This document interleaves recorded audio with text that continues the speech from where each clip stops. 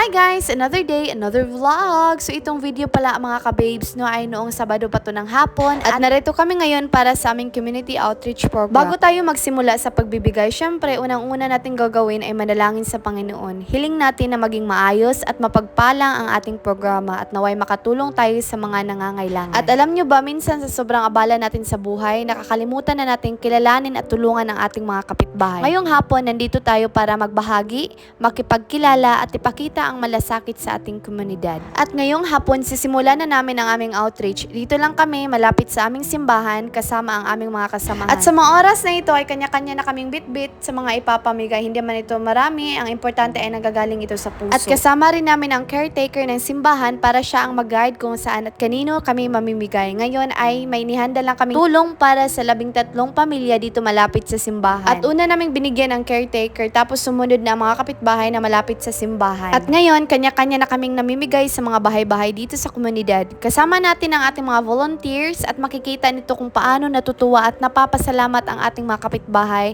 sa simpleng tulong na ating ibinibigay. Ngayong hapon, natutunan namin na ang pagtulong ay hindi laging tungkol sa dami ng ating maibibigay, kundi sa pusong nagmamalasakit. At mahalaga rin ang pakikipagkilala sa kapitbahay dahil kahit simpleng kwentuhan at ngiti, malaking bagay na ito sa kanila. Natutunan din namin na mas maayos at mas makabuluhan ang pagtulong kapag may tamang plano at gabay. Kagaya na ginawa namin kasama ang caretaker ng simbahan. Kaya sa mga kaibigan ko, sa mga nanonood ng video na ito, kahit maliit na tulong basta galing sa puso, ito ay may malaking impact at sa mga ganitong paraan, mas nakikilala natin ang komunidad at naipapakita ang pagmamahal at malasakit sa isa't isa. Fast forward, pagkatapos namin mamigay, nagtanong kami sa aming mga kasamahan na konting feedback o mensahe tungkol sa experience nila.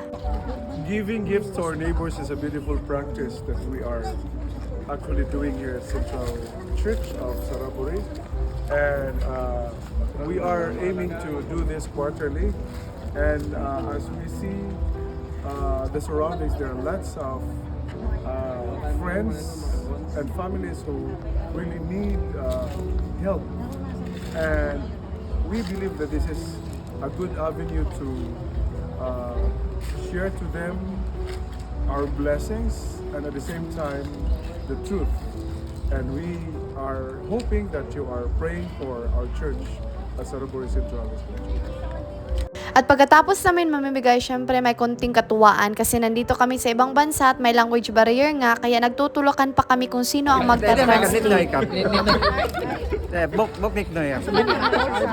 Lông đồครับ โอเคครับ này hả? ขอบคุณนะคะวันนี้ที่มาแจกของบริจาคให้พี่ๆยายๆทั้งหลายขอบคุณมากๆเลยค่ะขอบคุณค่ะ Lesson of the day, natutunan namin sa pagtulong, hindi sukatin ang dami na may bibigay mo, kundi ang pusong nagmamalasakit. Natutunan din namin na teamwork at gabay ay mahalaga para maging maayos at makabuluhan ang pagtulong, lalo na kapag may language barrier or unexpected situation. Kaya sa mga nanonood ng video ko, sana ma-inspire din kayo na kilalanin at tulungan ang inyong kapitbahay. Hanggang sa muli, kapunak ha!